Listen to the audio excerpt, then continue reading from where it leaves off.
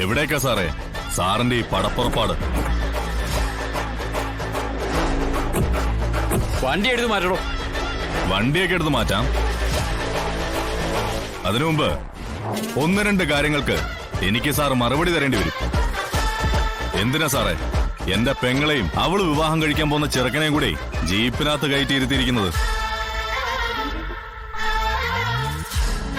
അവര് ചെയ്ത തെറ്റെന്താ? Immoral traffic, അനാശാസ്യം. ഒരു പ്രായപൂർത്തിയായ പെണ്ണും ചെറുക്കനും കൂടി ഒരു ഹോട്ടൽ മുറിയിൽ ഒന്നിച്ചൊന്നിരുന്നാൽ അത് അനാശാസ്യമാണെന്ന് എന്തർത്ഥത്തിലാ സാർ പറയുന്നത്? അതിന്റേതായ എന്തെങ്കിലും തെളിവ് അവിടെ നിന്ന് കിട്ടിയോ? ഇല്ലല്ലോ. പിന്നെ എന്തർത്ഥത്തിലാ സാറേ അവരെ അറസ്റ്റ് ചെയ്ത് ജീപ്പിനകത്തിരുത്തിയിരിക്കുന്നത്? പിന്നെ എന്തിനാണ് അവര് റൂമിനകത്ത് കയറി കഥ കടച്ചത്? ആഗോള താപന കരാർ ചർച്ച ചെയ്യാനോ? അതോ മുല്ലപ്പെരിയാർ ഡാമിന്റെ ഇപ്പോഴത്തെ സംഭരണ ശേഷിയെക്കുറിച്ചുള്ള ആഴത്തിലുള്ള വസ്തുതാ പഠനത്തെക്കുറിച്ചോ? പിന്നെ എന്തിനാടാ മുറിക്കകത്ത് അടച്ചിരുന്നത്? ഇതിനെന്റെ നാവിൽ വരുന്ന പേര് ഞാൻ പറയുന്നില്ല. കാരണം താൻ ഈ യൂണിഫോം ഇട്ടിരിക്കുന്നുണ്ട്.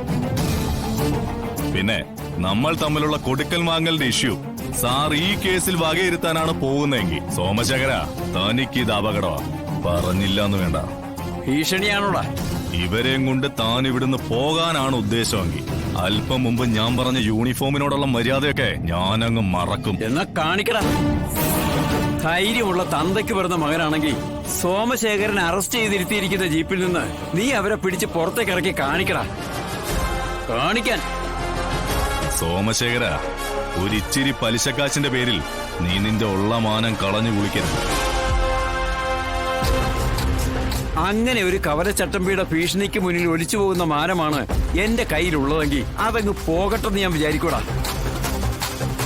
നീ ആ തലതെറിച്ച മാണിക്കോത്ത മഹേന്ദ്രന്റെ മകനാണെങ്കിൽ ഇപ്പൊ ഒന്ന് ചെയ്ത് കാണിക്കടാ. കാൽമുട്ടിന്റെ ചിരട്ട ഞാൻ അടിച്ചു പൊട്ടിക്കും. എങ്കിൽ താനൊന്ന് ശ്രമിച്ചു നോക്കടോ അടിച്ചു പൊട്ടിക്കാൻ.